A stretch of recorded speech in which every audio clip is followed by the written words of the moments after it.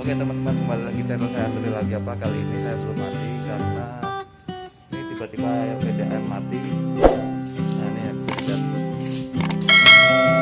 Tadi saya udah bikin laporan ke PDAM dan masih nunggu petugasnya. Ini teman-teman, jadi ini kerannya kita buka di sini, dia nggak ngalir nih. Kemungkinan kalau kata petugasnya sih ada kemacetan di sini. Cuma kita masih nunggu petugasnya datang, semoga hari ini bisa datang ya.